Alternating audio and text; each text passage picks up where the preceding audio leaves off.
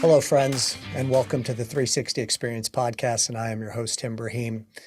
Today's a special day for me, and this is going to be a very unique podcast episode because I have the fortunate opportunity to have a conversation for the first time in over a decade with my professor, Mr. Ron Hulnick. Now, Ron and his wife, Mary Hulnick, are doctorates in psychology, practicing psychologists for over 40, closing in on 50 years.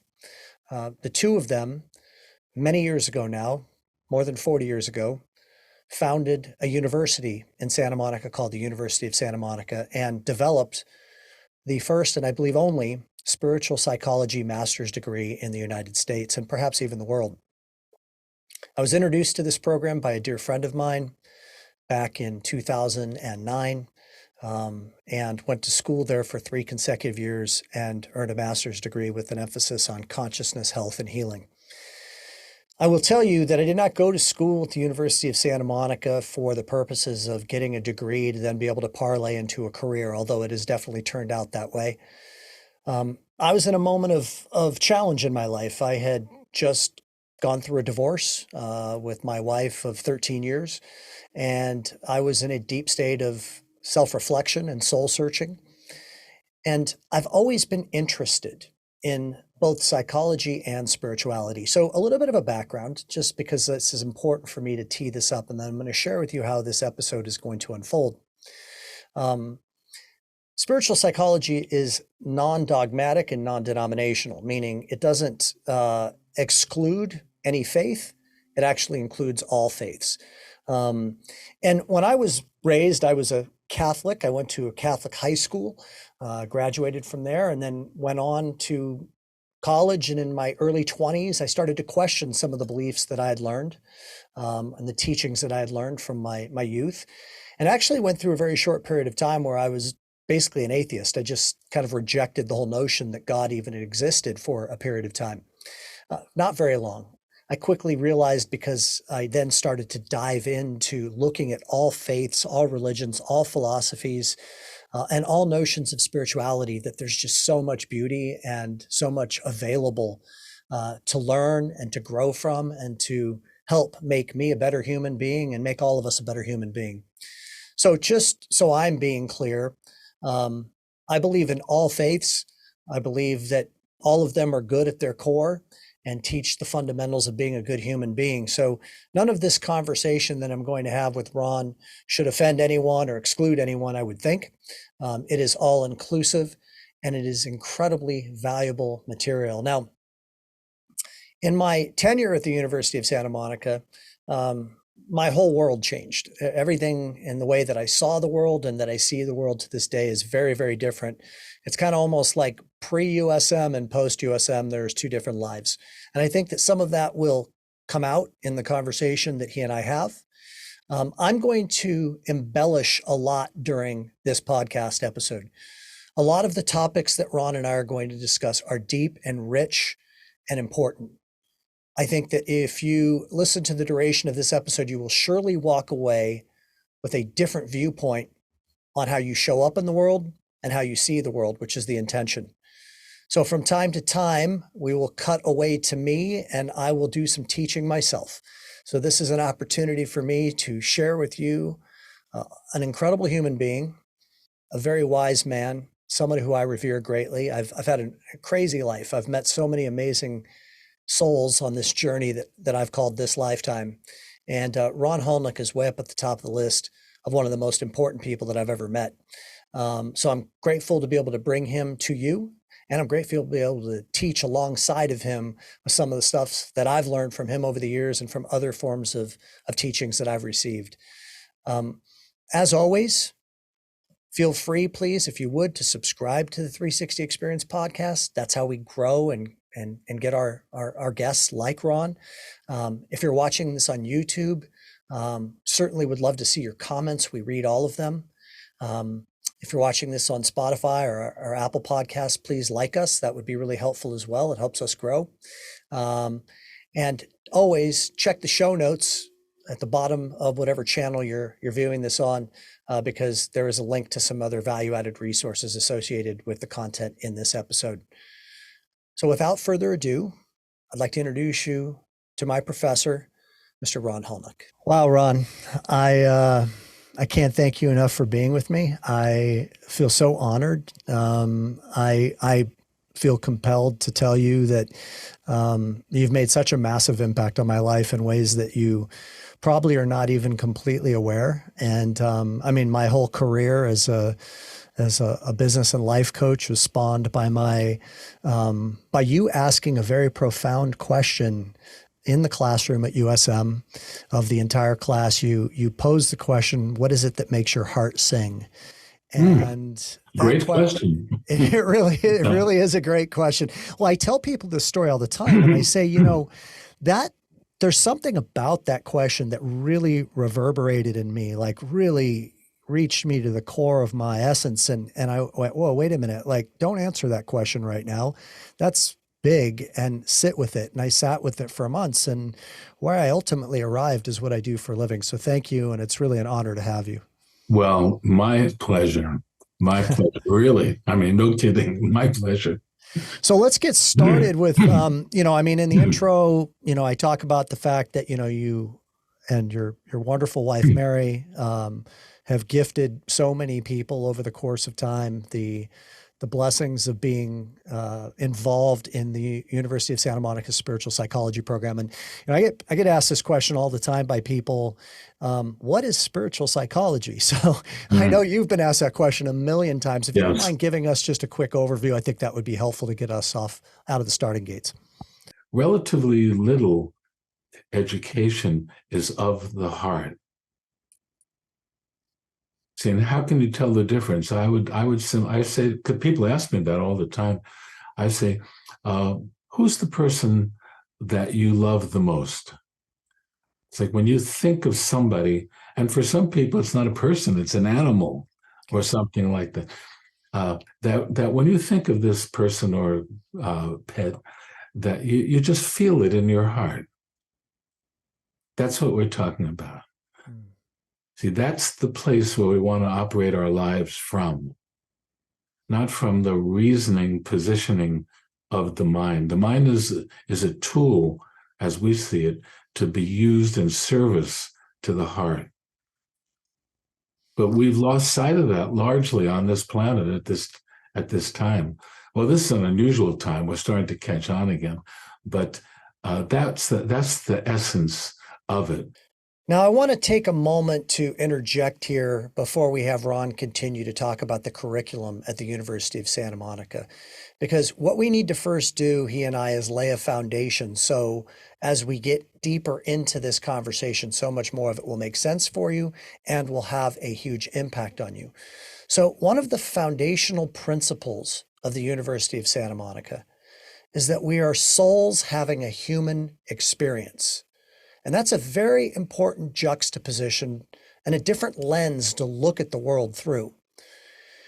The principal teaching is that we all came into the world pure. And it was the outside world, the environment that we came into, that curbed our personality and defined who we became as humans. Now, we're going to talk in our conversation a bit about the ego, and I want to define that for you quickly here for a moment, which is, I want you to think of the ego as your personality structure.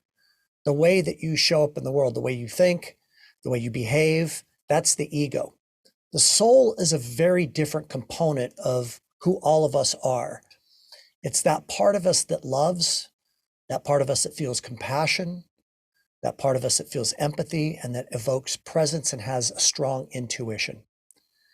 So when you look at it through the lens of coming into the world as an innocent soul and then having influences that curb your personality, it starts to become a very interesting lens, as I said, to look at it through. Your parents have a huge impact, of course, on who you become, but so do your siblings, so do your school teachers, so do those kids that you shared classrooms or ball teams with when you were younger. And over the course of time, we develop these personality structures, and they serve us for periods of time, and then at other times in our lives can actually get in our way, which is why it was so important in this curriculum to start to see things through that lens. of the divine soul that is in me, the divine soul that is in you.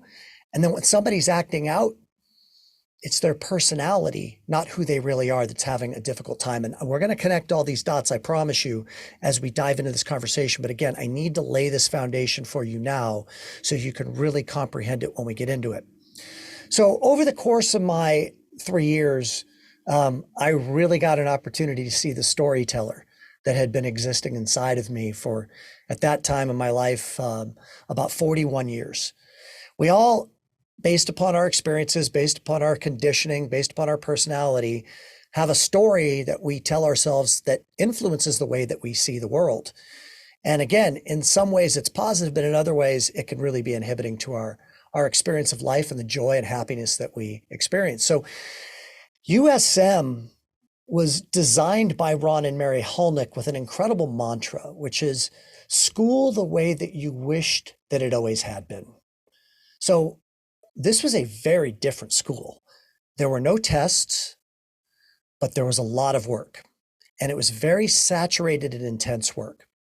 So I only went to school one weekend a month, Friday from 7 o'clock at night to 11 o'clock at night, Saturday from 9 a.m. to about 10 p.m., and then Sunday from 9 a.m. to 7 p.m. And then every summer we would have a 1 full week intensive that was basically from 9 a.m. to 9 p.m. for 7 straight days.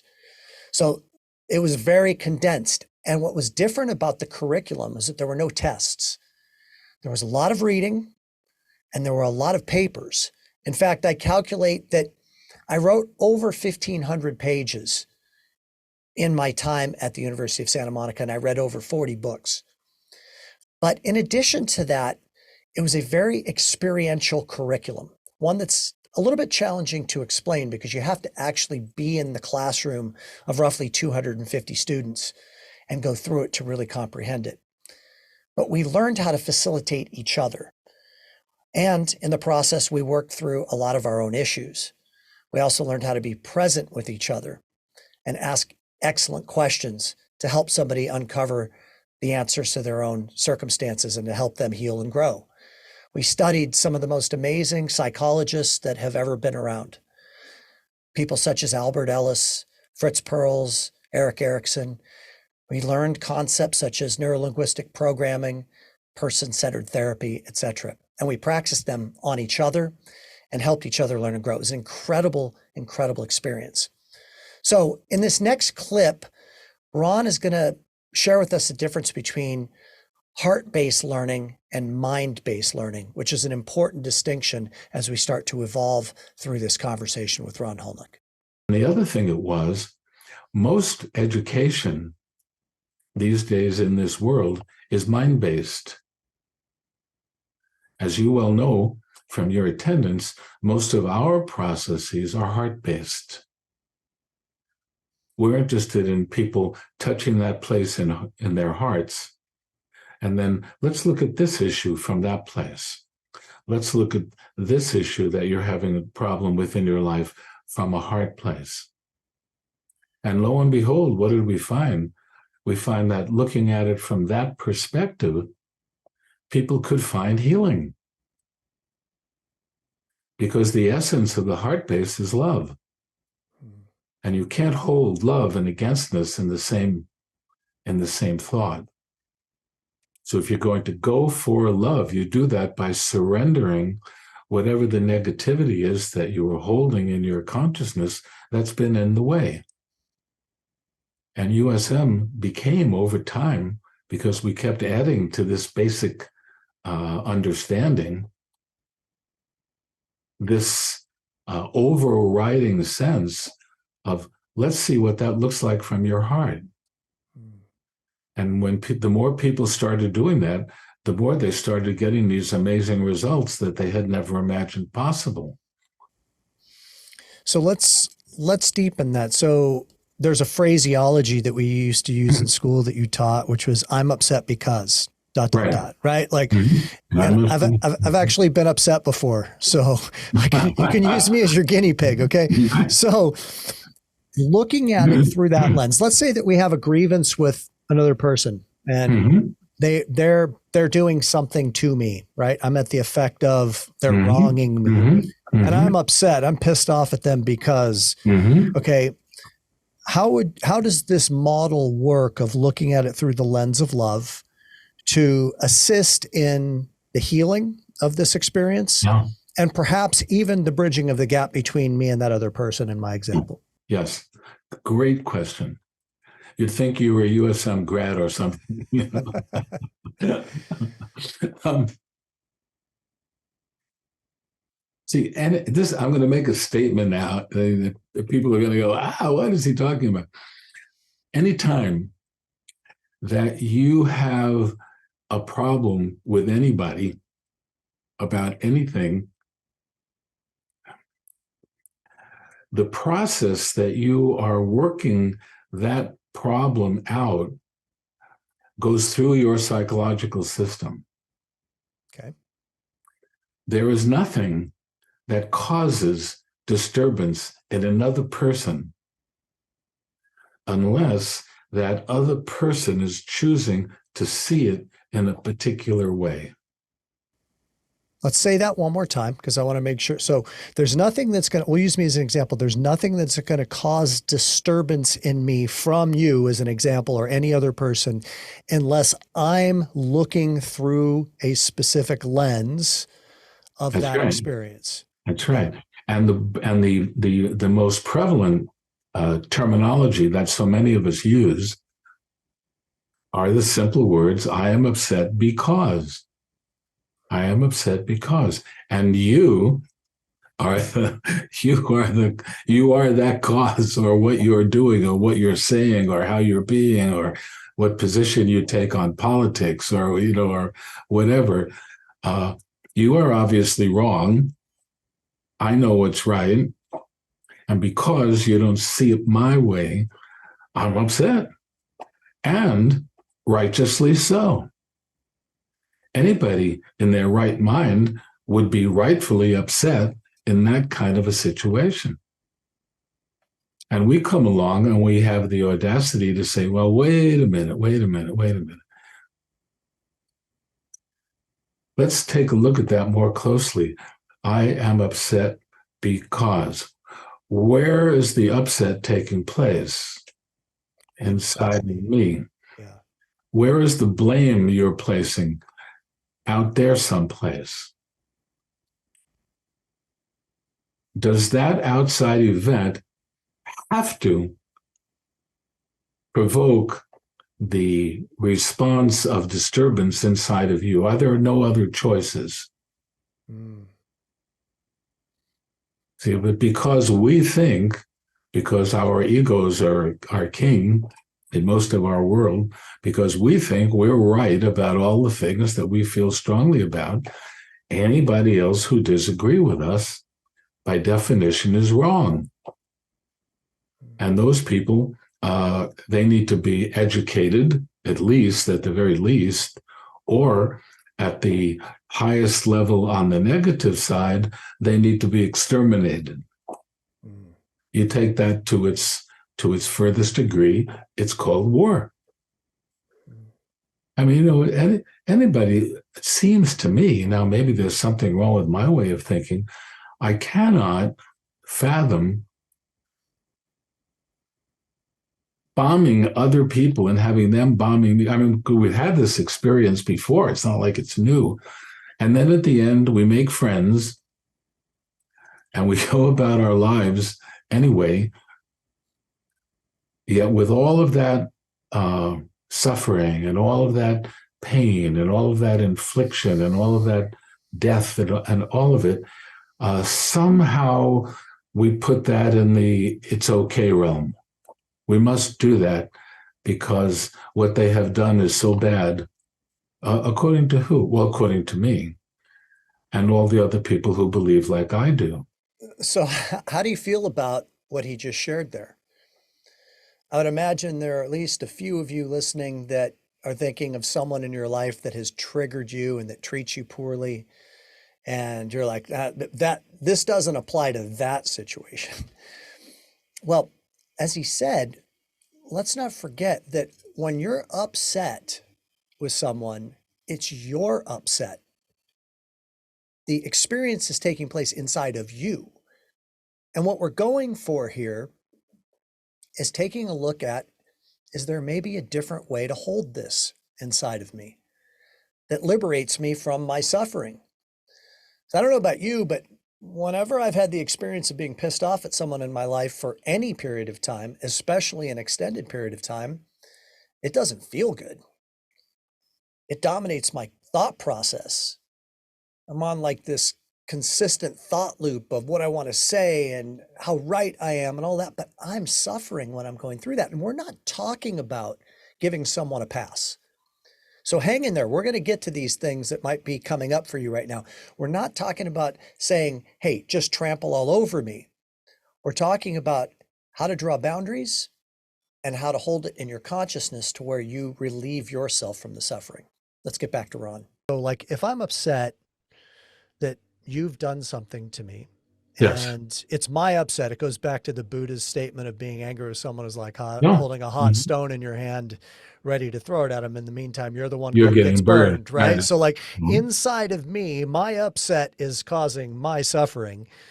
Mhm. And if I want freedom from that, if I want to be liberated from holding the hot stone, but I Mhm. can't see in my righteousness what is the pathway out of this hell, this Mhm. disturbance, Mhm. what might that pathway look like? That pathway, that pathway, one of the ways it could look like, because I'm not trying to um, uh, claim we're the only source of it. Uh, One of the pathways it might look like is going to find some place where you can learn a whole new model of consciousness so that you can shift your consciousness out of that negative approach into a more positive approach. What might that positive, rather than like going for a curriculum based response to this question, I'm looking for like, is it compassion? Is that is that one of the Compassion pathways? is certainly going to be one of the primary experiences that you will have. So instead of hating people, you will have compassion for their situation and their perspective. And You'll how take would, into consideration what their life looks like. yeah, and there's a difference between compassion and empathy, isn't there? Empathy is being able to feel someone else's feelings. Mm-hmm. People who are empathic, who have that gift, can tell you uh, or reflect back to you what you're feeling because they can feel it. Mm-hmm. Now, compassion is a whole other thing. Okay. Compassion says that, how can I say this? Compassion, to be with compassion or in the company of compassion. I can have compassion for you whether I agree with you or not. I can understand the situation that you find yourself in and how that situation might result from A, B, C, D that may be going on in your life. And I can feel that sense of compassion for you. I can say, gosh, I know, I can really sense how that feels. Mm. This is why people who are successful therapists will have that sense of compassion. You won't ever find a compassionate person making somebody else wrong for the situation that they find themselves in. I could understand how you would feel that way based on your experience. Aha, here comes spiritual psychology. Are there other choices? Mm-hmm.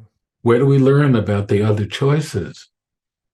Where do I learn how to be with someone with compassion without feeling a need to throw in my point of view as if I'm God? Where do I find the skill that allows me to listen to you, even though I may disagree with you, and yet feel a sense of what we would call compassion, feel feelings of not against you. I understand what you're going through. I don't agree with it. And maybe we could work out the disagreement, but I don't have to hate you for it. I don't have to feel negative toward you for it. I don't have to dislike you for it. I can choose not to have a lot to do with you. That's my choice. But I don't have to enter into the negative emotional responsiveness that so much of what we see today. I mean, not just in politics, not just in the business world, but just in interpersonal relationships. All right, so I have a lot to share here, so bear with me, but I want to connect some further dots for you. So, first of all, the root word passion in compassion, the origin of that word goes back to Latin, passio, which means suffering or enduring. This is, you may remember the movie with Mel Gibson, The Passion of the Christ, the suffering of the Christ.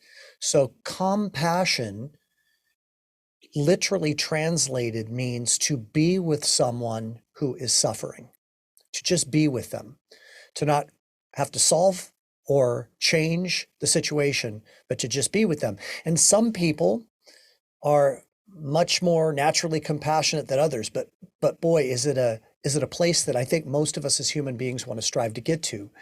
So the question is, can you put yourself in their shoes and see that they're having a hard time and it's not about you? For those of you that have read Don Miguel Ruiz's book, The Four Agreements, one of the four agreements is don't take things personally. And what he talks about is that that's for your freedom, for your well-being, for your happiness. See, it's when we take things personally and we make it about us, which is where the ego comes from.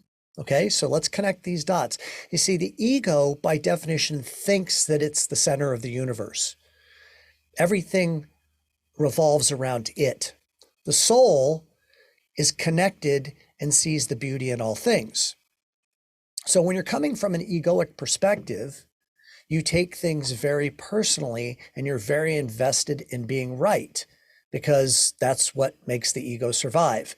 So, listen, I know that there are tough situations, that are egregious that happen to you in your life. And that's where the black belt work comes in for all of us, me included. And I'm going to tell you a story about something that I learned from this conversation with Ron that really helped me a lot in just a moment. But let me give you just a couple of hypothetical examples. So let's say that you have a different religious view than someone else, and it is causing contention. Or maybe not even contention, maybe it's just generating judgment. You are judgmental of this person or this group of people because their religious views are different than yours. Understand that within that judgment, you are separate. You are creating separation from that group. And you may say, well, great, I don't want to be connected to that group. Okay, but understand that there are good people, good human beings in that group for sure. And it is through that judgment that creates the separation. The reality of it is that we don't even know who those people were raised by and how they were orientated to the religious belief structure that they have. So their view is curbed by external forces when they grew up, and then they formulated their beliefs and their opinions about things. And you happen to grow up in a different environment and have developed your own beliefs and things. But it is in the game that we play of making others wrong and that righteousness that we are the ones who suffer. How about somebody who, is constantly being tricky? Okay, so I know this person who I feel is very tricky. And I'm going to tell you a little bit more about him in a moment. But I mean, was a big part of my life for a very long time, like a son to me. And he lived with me for 11 years.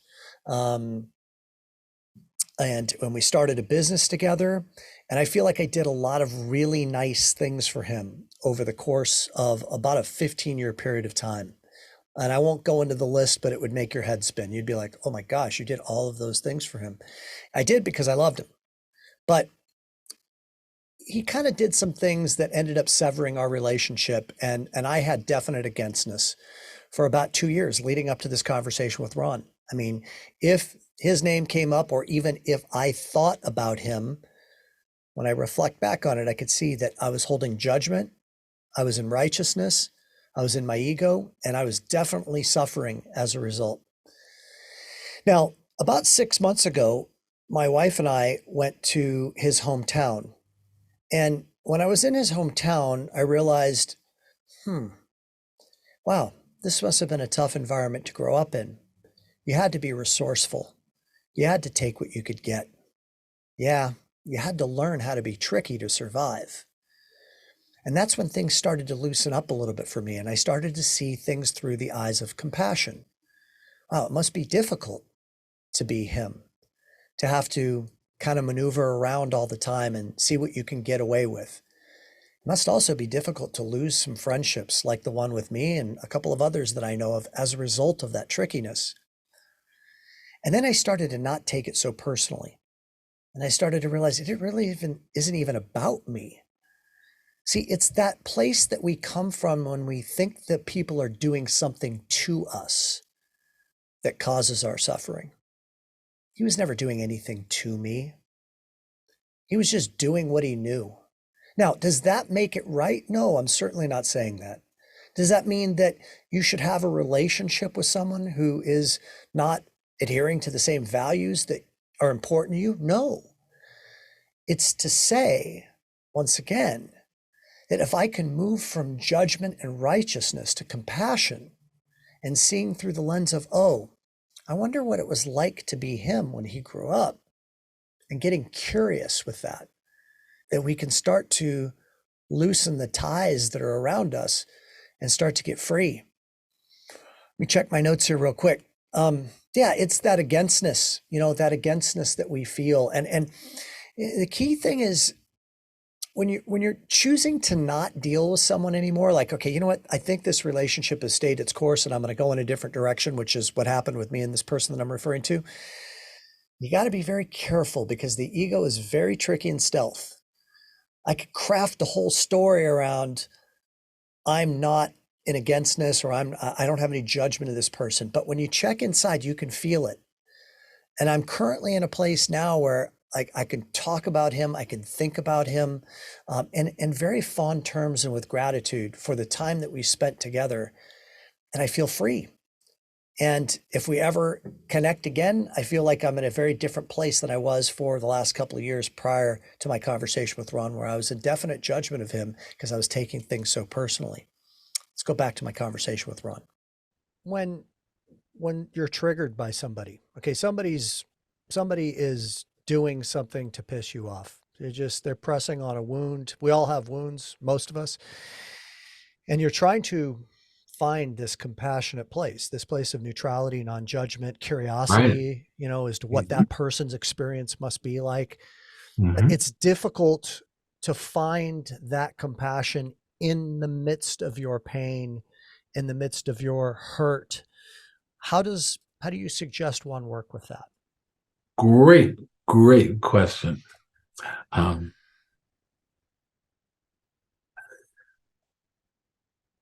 See, first of all, you have to have some sense of why that would be an important thing in the first place. Good point. Say more. So that's an educational process. And that's part of, as you well know, what we do at USM. Whatever your point of view is, we respect it. And if you in that class don't respect it, then there's your first piece of work that you need to do with inside yourself. The good news is we'll show you how to do it. We know how to do it. For a lot of people, and this became a point of humor in many instances, where we would point out to people, look, I don't know if you're aware of this or not, but let's say you're at a business meeting and you start to get disturbed by the way someone is presenting themselves. You're aware of that. So you have a choice.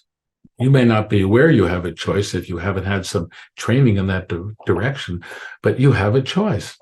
You can either continue the escalation,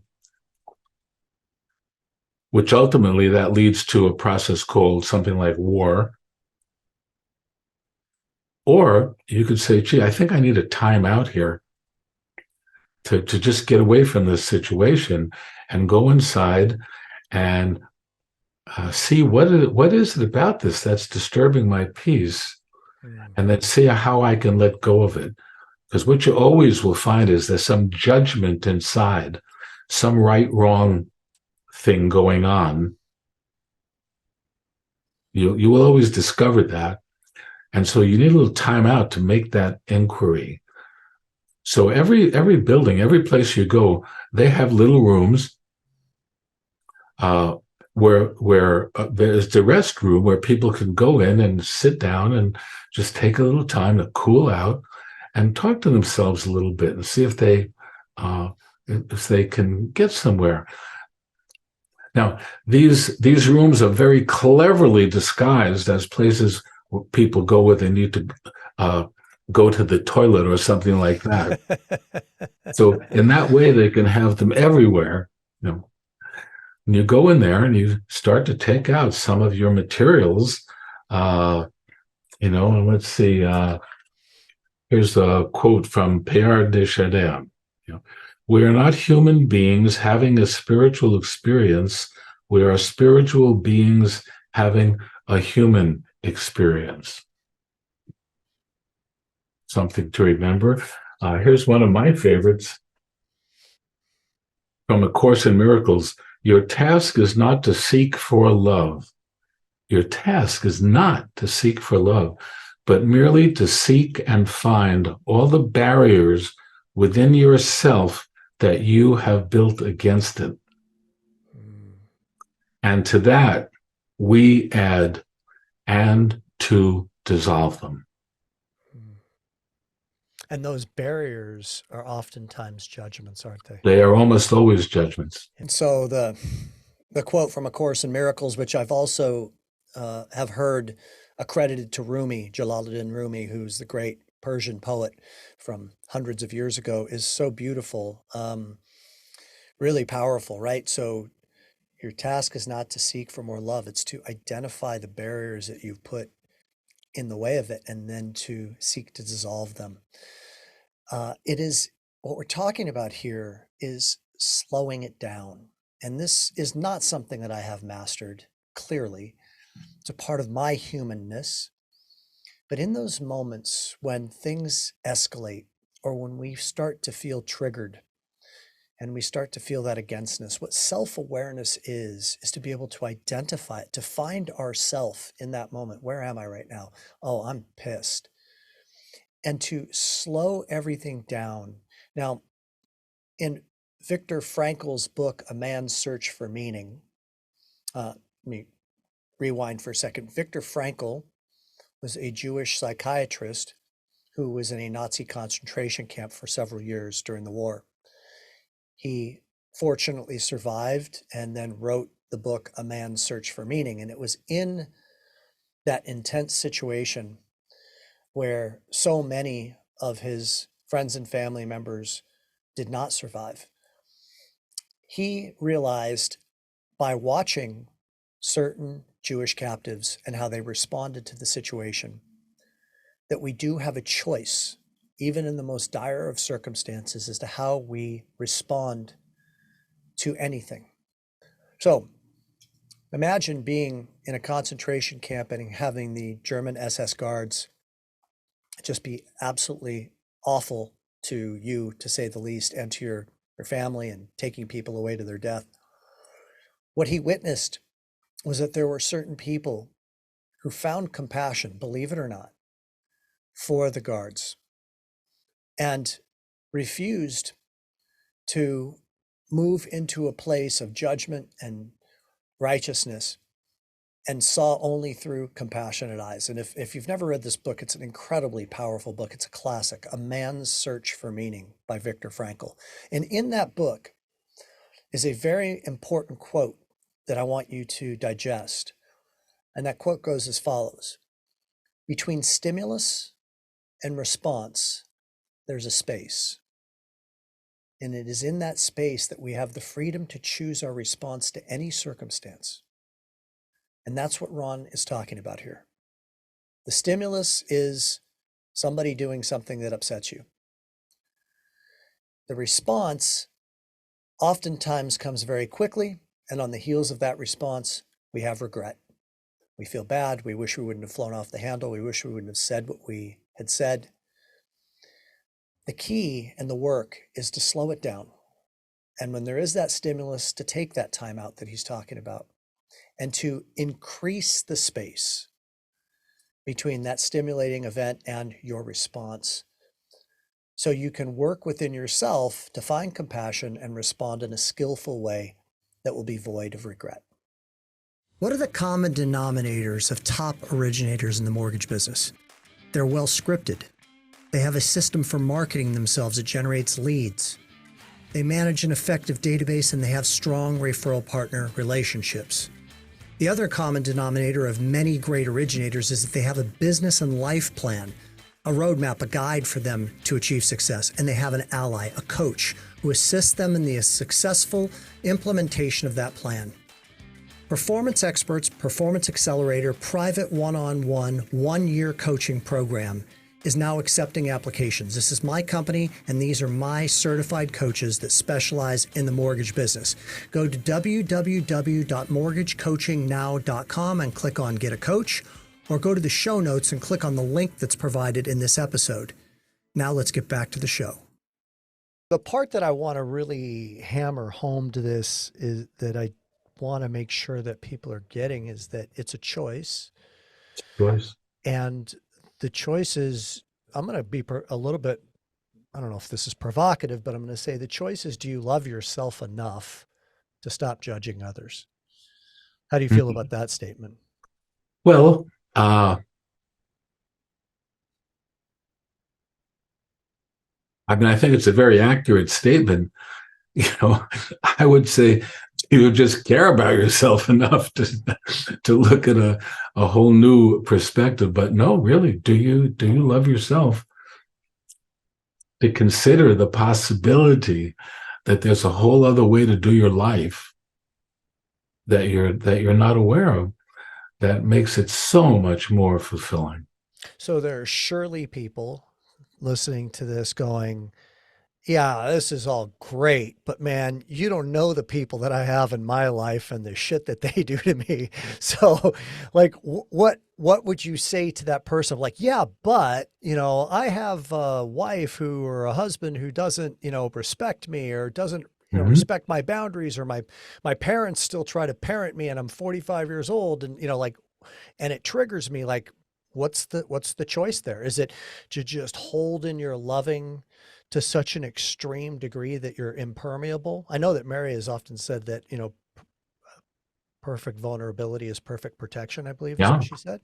Okay. So work with me on that a little bit, because I'm actually thinking of somebody right now that really triggers me and that I've chosen to distance myself from, but I'm always in this juxtaposition, Ron, that I want to actually, I'm saying a lot here, but I'm going to tie it all together. So like, I want to tie this also into, when do you know that it's time to cut the cord? Because that's something that I've always had a challenge with, which is, okay, wait a minute. Like, am I running away from something here? Is this relationship meant to teach me something? Am I supposed to hold in my loving presence with this individual and try to learn and have compassion? Is this my opportunity to work on being compassionate? Or am I just like, one of those piñatas, that's hanging on the tree and somebody's taking a stick to it? Well, that's an excellent question. See, and the only answer to that I can really give you is, the more I have found that the more I do this work and the more that people who I'm associated with do this work, the answer to that question reveals itself as we raise in consciousness. Mm. Because the higher you go, the more you realize you have no obligation to that person. No matter what their relationship to you, you may be obligated to go see them at family dinners and things like that, but you have no obligation to engage with them in a way where this kind of thing happens. You just don't have any. I know that's a hard one for a lot of people.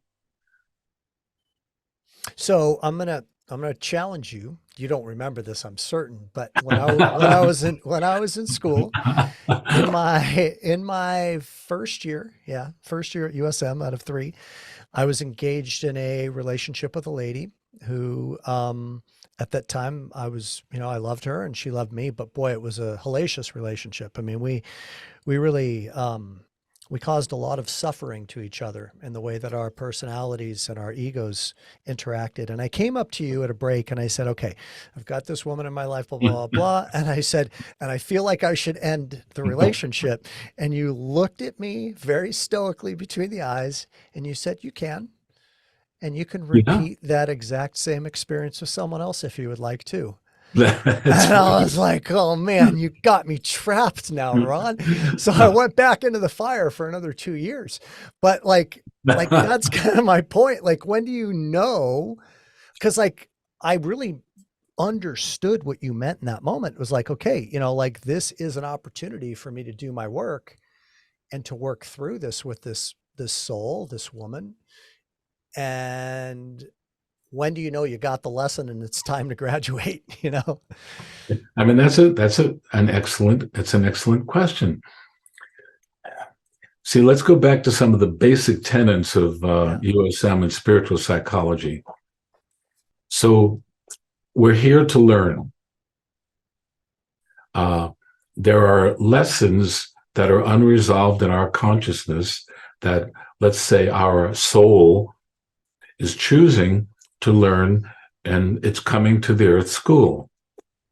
Mhm. Now, the curriculum for that soul is going to be programmed in. It has already agreed to it before it got here. It's going to be programmed in so that you will tend to be attracted to the person that provides you with that opportunity. Mm, mm, So you're saying, well, how do I know when I'm done? mhm. Well, one thing, the person won't trigger you anymore. Oh, That's a big indicator. Now, there are other things that are going to be circumstantial. You may have 4 children together and you don't want to separate for reasons until the kids are. I mean, there are lots. I don't want to make this unilateral. It's like it, but you start to know inside, gee, this is coming to completion, and that will tend to happen as we grow spiritually. and would it be also fair to say that you would know, or it would be an indicator if in that knowing you could also find compassion for the other person? Oh my God, that would be so helpful. Yeah. That would be Okay, so so helpful. that helps me a lot, because if you're coming to this place, because what I'm aware of is how stealth the ego is, which I want to talk about the ego in a minute, because I think that that's a misunderstood term by a lot of people, and I would prefer that you define it from USM's teachings. But like, there's also the ability from an egoic perspective to say, I'm done. But you're really not done. You're doing it from a place of spite. You're doing it from a Mm-hmm. place of judgment. You're Mm-hmm. doing it from a place of againstness. And then it's like, okay, well, you're really not done, because there's an opportunity here for you to move into a place of compassion for yourself and that other person, and to release the judgment. And then you have elevated in your consciousness with the situation and can say, okay, now I feel complete, Yeah. but I'm complete from a place of compassion and respect for both. See, Is that accurate? when you're truly complete, you'll know it. But that doesn't mean that you won't have trouble separating. Because for one thing, it's become habitual in the ego. The ego is used to it being this way and doesn't like to change because it thinks it's right. Mm. So I want to dovetail off of what Ron just shared and recommend a book. And it is a quick read. It's a children's book. It was written by Neil Donald Walsh, who also wrote a very famous book called Conversations with God. The book is titled The Little Soul and the Sun. The Little Soul, Soul, and the Sun. It's an absolutely beautiful book. You could read it to your children, and you certainly, as an adult, could read it yourself, and it will really cement some of the things that Ron just talked about. And again, it's a 20 or 30-minute read at most. Now, let me give you a couple of examples of what Ron's talking about here. Let's say you're engaged in a relationship, and I'll use the one with my ex-girlfriend as a great example. So in that relationship, if you're somebody who is coming from a place of difficulty with having compassion for someone, let's say you're listening to this conversation, you're saying, well, compassion is something I really need to work on. It might very well be that a relationship can be the vehicle for you to work on compassion or patience or presence, some of these virtues that many of us aspire to have more of. Conversely, you could be somebody who actually naturally is much more compassionate than the average person. And it may be that your work is to draw proper boundaries because historically you haven't had great boundaries in your life. So that's what we're talking about when we're saying that Earth is a school, you have a curriculum, you meet these souls that you interact with. And to ask ourselves the question, what is the lesson that is meant for me to be learned in this relationship, is I think the important question. And you can see that shifting the narrative away from the ego towards the soul, and trust me, get that children's book and it'll really help you see this very clearly, can assist you in looking at things through a very different lens that can truly change your life in many ways. Now, back to the situation with my friend who lived with me for 11 years. Since the conversation with Ron, after the conversation with Ron, I went ahead and decided to send him an email. And my wife asked me, she said, when you send him this email telling him that you're thinking about him, that you're grateful for all the years that you spent together, and that you're sorry for anything that you had done in any way to hurt him, are you expecting a response? And I said to her, good question. Because the ego, again, is very tricky. And we have to slow it down and ask ourselves the question, where is this email that I'm sending coming from? Is it attached to me wanting him to respond back and say that I'm sorry too? Or is it truly for me to just speak my truth with an unattached expectation to a response? And my response to my wife was, honestly, I don't know. I've thought a lot about that. I'm glad that you've asked. I think I'm coming from a place of truly just wanting to reach out and let him know what I'm feeling without any attachment to a response. But I suppose I will know after I send it. Because if after I send it, a period of time goes by and I don't get a response from him, and I find myself moving into judgment, or I find myself being frustrated or suffering or thinking about it all the time, then that's important information, because then it means that I truly wasn't free from this circumstance just yet, and there's more work to do. And if I don't hear back from him and it doesn't affect me, to Ron's point, what he was just sharing, then you know you're complete. Well, guess what? It's been about 4 weeks now since I sent the email. I have not heard a word, and I'm totally cool with it. It's fine. I needed to share what I needed to share, and that's that. And I feel good about what I shared, and now I feel like I'm totally free. Let's get back to my conversation with Ron.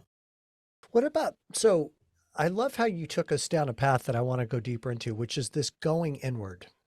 Right. right? I mean, that's really what you're talking about here is that, when you're carrying the I can't remember what you called it, the bar in Vermont, right? Like, I mean, you're not putting your attention on the outside world. You're going actually inward to look for answers.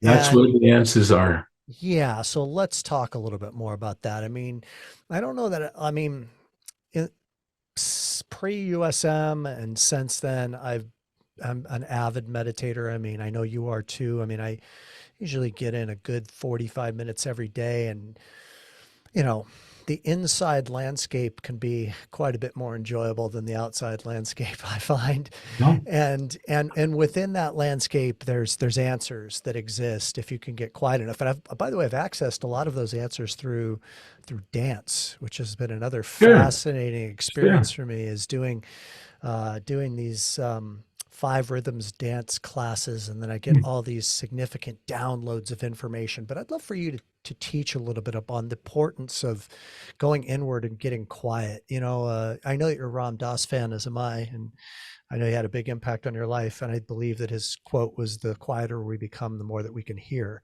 So maybe you can share a That's a little good bit. quote. I'd love for you to share in this subject matter a bit and do a little teaching, please. Well, obviously, I can only share from my own experience and from people who I'm close to. Um, but see, it's like everybody, all the souls that come here on earth, you could think of this as a school. We're here to learn something. Mm-hmm. What we learn is largely dependent upon where we are in consciousness when we enter the school. Mm-hmm. So there are people who are working on lessons that have to do with, oh, very simple things of life. They haven't had many incarnations in the school before, and so they may go to a culture in rural South America or in Asia somewhere, or schools where the way of life is at a more foundational level, let's say, than people living in Manhattan. Mm-hmm. And they're working with simpler things. They don't have all these other distractions. So we had experience with that, Mary and I, when we lived in New Mexico. And we would love to go out to the Indian reservations because they just did things there that we don't do here, with rituals and artwork and dancing and things like that. That's the level that they're working at this lifetime. This level exists all over the world. So awakening isn't something that, like, one day you just, you're uh, living out in the desert somewhere, and the next day you're evolved. It's not like that. It's a series of classes where you come up, and it may take hundreds of lifetimes so that you get, well, oh, I see what this is all about. I get it. I see what this all. I mean, think of how long it must take to learn something like compassion,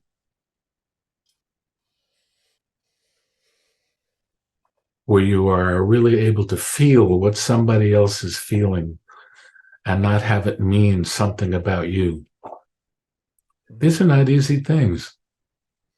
And so the number of people involved in this kind of activity is relatively small on the planet at this time, which is not unusual at all. It's always that way.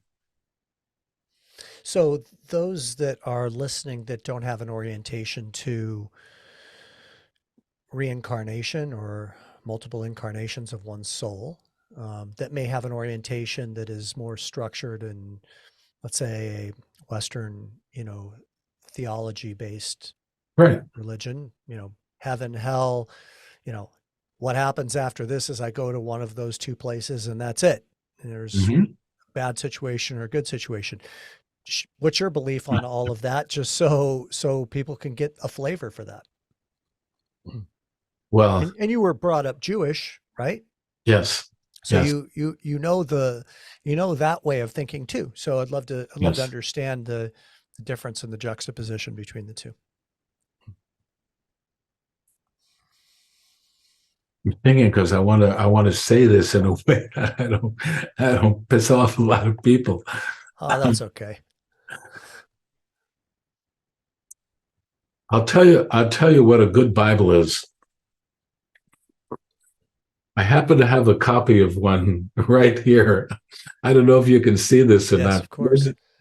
It's our Loyalty to Your Soul book, which has a lot of this material in it, as well as principles and practices and things to do. And see, it doesn't really matter how you were brought up. It doesn't really matter. Uh, what matters is, are you on? Have you somehow gotten onto a path that is taking you in a direction, and you're aware that you're moving in a direction, and it seems to have something to do with higher and higher levels of consciousness? Are you aware that you're learning something? Gee, I didn't know that. I was, you know, and really joining almost any organization is going to start you learning what that organization is teaching. So you might find you're going through, you get to a place where I think this particular thing isn't really teaching me anything anymore. I think I've learned what it, uh, at that, right about at that time, you're going to find something else becomes of interest to you. Hmm. Why? Because your own higher self is pushing you, is directing you toward that which you need to learn. It knows what you need to learn. So it will tend to take you in that direction. And this is why people change jobs. It's why they move to different places, because they're getting an information from someplace that says you're going to learn the next thing you need to learn by making this change. Gosh, so much, so much to say here. Okay, let's take it in this order. First of all, Loyalty to Your Soul, which was written by Ron and Mary Hulnick, is a fabulous book. And I highly recommend that if any of this conversation is resonating with you, and I would suppose that it probably is, or you wouldn't be still listening at this point, that you go pick that book up. It will give you a lot of the tools and will really help you understand these concepts in a lot more depth. It's not a mind-bending read either. It's very very digestible, very user-friendly. You know, the subject matter of reincarnation is one that it's interesting. I feel some resistance to even addressing it in this episode because I certainly never would want to offend anyone who has a different belief structure. Um, but it's a very intriguing topic to me. I feel a calling to learn more about this concept of what Ron just articulated, which is like to learn. If you buy into the belief that a major part of the human experience is to learn and grow and evolve in your consciousness. So if you can get your head around that concept for a minute, then the next question would be, is a lifetime, you know, a 70 or 80-year period of time, maybe in some of the best of circumstances, is that really enough time to learn all these concepts like compassion and love and non-judgment and caring for others and drawing boundaries in one's life and all of these types of things? There's an amazing book that just finished reading that I loved so much called Many Lives, Many Masters. It's written by a very well-known psychologist who still practices psychology to this day at a hospital in Miami, Florida. I don't remember the name of the hospital. Goodness, Many Lives, Many Masters. If you're intrigued by the concept of reincarnation, like I was, it's an interesting read. So in USM's vernacular and its teachings is that the soul is on a continuum and that the soul never dies. the body dies, the soul sheds the body and then comes back and takes on another form and is there to learn and grow from those experiences, which is what the foundation of karma is, by the way. If you've studied karma in any way, you can't really believe in karma and not believe in reincarnation in my book. I think that the two kind of are hand in glove. I don't think that they're separable. So he references, and I want to speak to the reference to the higher self that pushes you towards a certain direction. And I guess my question is, have you ever felt that? Have you ever felt like you were drawn or pushed in a specific direction, like your soul was calling you that way? I mean, um, a perfect example for me was was that nobody could figure out why I stopped being an originator back in 2005. I mean, I was making a lot of money, and I was funding 600-700 loans a year. And then I just stopped and I gave my book of business, my team, and everybody was scratching their head like, you walked away from a successful company, a successful book of business. But my soul was calling me to being a teacher, which is when I started Loan Toolbox. I knew I just knew, like, I don't know, it wasn't an intellectual thing. It was an inner knowing. And that's the part that I really want to emphasize, this inner landscape, this slowing it down. I talked about the downloads that I'll get when I do this type of a static dance or when I'm doing meditation. For some of you, it may be other activities such as, surfing or rock climbing or playing an instrument, to where you're so incredibly present that you actually hear what your soul really wants. Another example that I would give you is when I went to school at USM. So, I was in a difficult situation. I was definitely suffering from the ending of my marriage, and a friend of mine sent me an email and he said, "Hey, I know that you like to read spiritual books and things like that, and personal development and psychology." And he said, "There's this university," and he sent me the email for the University of Santa Monica. And I literally knew in that moment, I knew nothing about the curriculum. I knew nothing about the program. I knew that I was meant to go there. I literally called them up on the phone and said, "What do you need from me in the way of transcripts from my bachelor's degree, etc.?" I didn't ask any questions. And they have these things called information evenings where you can go and for an hour and a half, and Ron and Mary would share about what the school's about with Q&A and a presentation. I didn't even need to go to one. I just went to the school because I just knew in my heart that I was being pulled in that direction, which is where that Ram Dass quote comes from. The quieter that you become, the more that you will hear. I really believe that so many of us bypass the call to adventure, as Joseph Campbell would put it, that is calling us in a certain direction in our life, to make a change, to do something different, to follow a passion, to follow our destiny, because we're so up in our head and so riddled with fear and all kinds of other mind clutter that we don't listen to our heart. So this is why these practices of going inward and being able to listen deeply as to what you really want and need in your life, in your business, in your personal life, in your relationships, in your life, is such an important power tool to cultivate. What are the common denominators of top originators in the mortgage business? They're well scripted. They have a system for marketing themselves that generates leads. They manage an effective database, and they have strong referral partner relationships. The other common denominator of many great originators is that they have a business and life plan, a roadmap, a guide for them to achieve success, and they have an ally, a coach, who assists them in the successful implementation of that plan. Performance Experts Performance Accelerator private one-on-one, one-year coaching program is now accepting applications. This is my company, and these are my certified coaches that specialize in the mortgage business. Go to www.mortgagecoachingnow.com and click on Get a Coach, or go to the show notes and click on the link that's provided in this episode. Now let's get back to the show. So the ego, define it if you would, please. And you keep referencing the orientation to the mind. I presume that you're referencing the ego. I think it'd be really helpful for people to really understand what the ego is and how it differs from the soul. The ego is I wish I had this. There's a little about a 2 minute thing with about eight different major psychologists talking about the ego and what it does. Mhm. Maybe next time we'll get that. Anyway, so the ego is, you could call it our personality. It consists of the mind and the emotions, Mhm. mind and motion and emotions. And it is the way that most people on the planet define themselves through their mind. Mhm.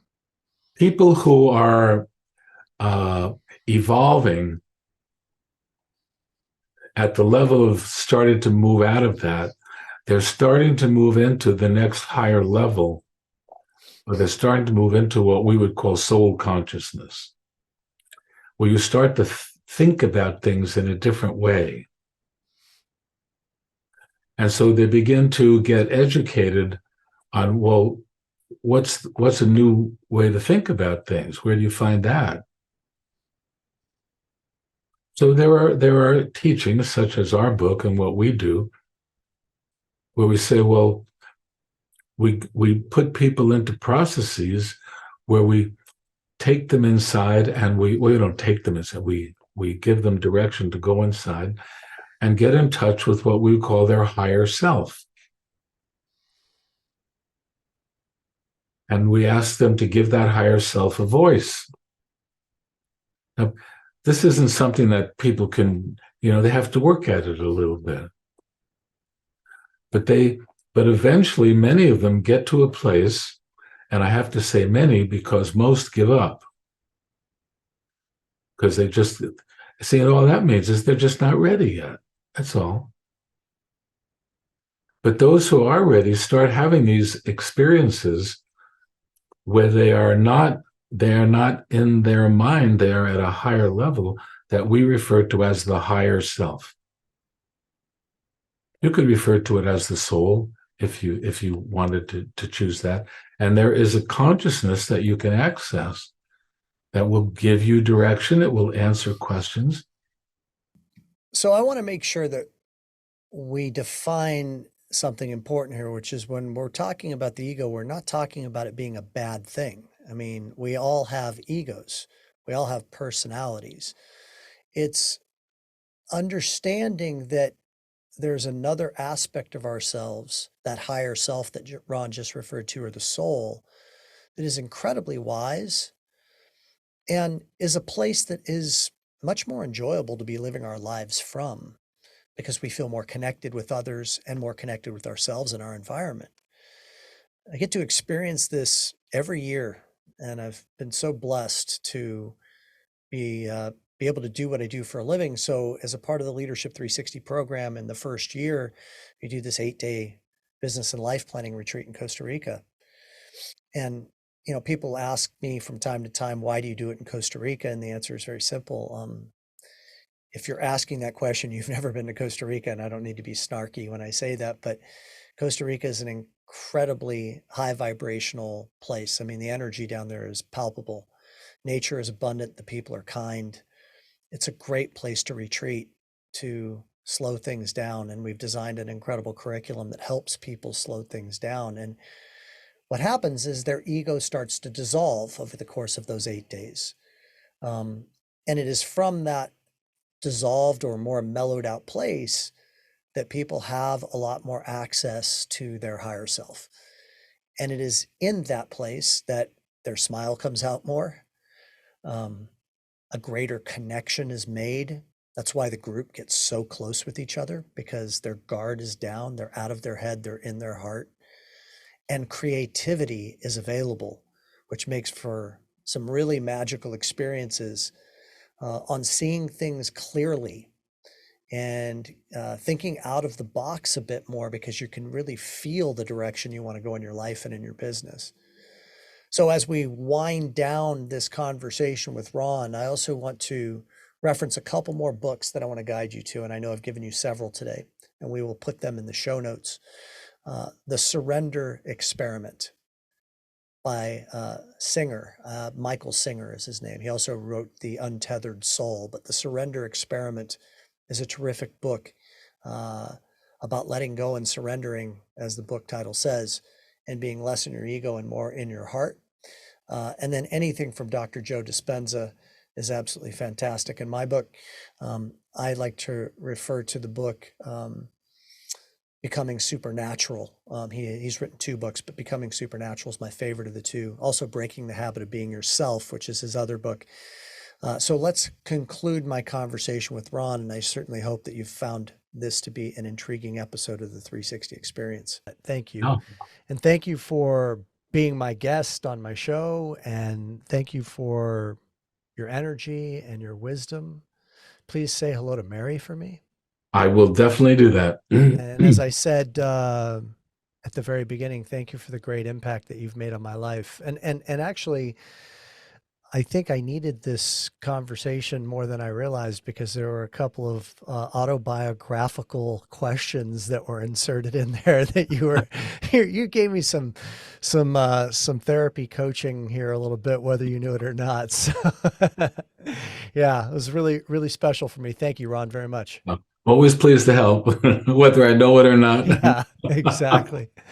Well, it was Exactly. a pleasure talking to you, Tim. We can do it again if you want. Thank And you. thank you for all your listeners. And loyalty to your soul Yes.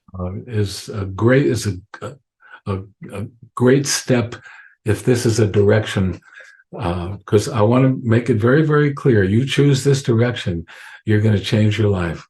Yes, well, I can definitely attest to that. And I can Yeah. also attest to the fact that Loyalty to Your Soul is an absolute must-read book. So I would highly recommend people pick it up. Thank you, Ron. I think we're doing a workshop coming up soon. So check the USM Oh, website. okay. I will. Thank you. Yeah. All righty. Thank you. Thank you, Ron. So what I want to conclude with is just a quick summary and a couple more USM statements that I think will really wrap this up quite well.